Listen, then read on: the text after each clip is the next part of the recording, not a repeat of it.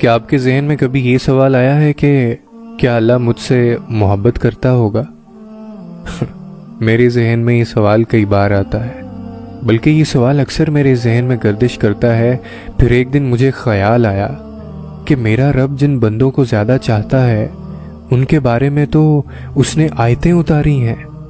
سو میں قرآن مجید کھول کر بیٹھ گیا اور میں نے ڈھونڈا تو پہلی آیت ملی کہ وہ صبر کرنے والوں سے محبت کرتا ہے۔ مجھے ملال ہوا، مجھ میں تو نام کا بھی تقوی نہیں۔ پھر میں نے آگے پڑھا کہ وہ صابرین کو محبوب رکھتا ہے۔ مجھے اپنے بے صبرے ہونے پر شدید افسوس ہوا۔ مزید آگے بڑھا تو جانا اللہ مجاہدین، کوشش کرنے والے سے محبت کرتا ہے۔ میں نے جانا کہ میں کم ہمت اور حوصلے والا ہوں اور بہت نازک بھی۔ پھر آگے بڑھا تو کیا پڑھتا ہوں کہ وہ احسان یعنی نیک اعمال کرنے والوں کو پسند کرتا ہے، مگر میں اس سے بھی بہت دور رہا ہوں۔ پھر میں نے اپنی تلاش ترک کرنے کا فیصلہ کیا، اس ڈر سے کہ اب شاید میرے پاس ایسا کچھ بھی نہیں جس کے باعث اللہ مجھ سے محبت کرے۔ اس کے بعد میں نے اپنے اعمال کو کھنگالا تو سب فتور اور گناہوں سے آلودہ تھے۔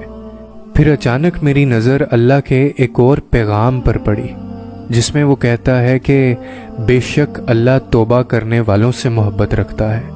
سو میں نے اپنا مقام پا لیا اور پھر اس کے بعد میں سجدے میں جا گرا، کیونکہ میں جانتا ہوں کہ سجدے مکمل کرنے والوں کی کہانی کبھی ادھوری نہیں رہ سکتی۔ اور پھر میں اللہ سے باتیں کرنے لگا، کیونکہ میں یہ بھی جانتا ہوں کہ اللہ سے باتیں کرنے والوں کی بات نصیب سے کبھی بگڑ نہیں سکتی۔ اور پھر میں نے خود کو سمجھایا کہ کتنی بہتریاں ہیں اس دیری میں، یہ بھی تمہاری عقل سمجھ نہیں سکتی۔ اور پھر میں دعا کرنے لگا، کیونکہ میں جانتا ہوں کہ نصیب کی یہ چالیں میری دعاؤں سے کبھی جیت نہیں سکتی۔ اور یہ جو دنیا والوں کا مجھے ڈر تھا یہ بھی ختم ہو گیا، کیونکہ دنیا لاکھ رکاوٹیں ہی کیوں نہ کھڑی کرے پر اللہ کے بنائے گئے وسیلوں سے نہیں لڑ سکتی۔ اور پھر اچانک میرے ذہن میں ایک خیال آیا کہ یوسف علیہ السلام کو 40 سال بعد یعقوب تک لایا گیا، تو پھر کیوں سوچ رہے ہو تم کہ تمہاری کچھ لمحوں کی گمی ہوئی چیز واپس نہیں مل سکتی؟ بس جان رکھو کہ اللہ کا بس ایک ہی حکم کافی ہے،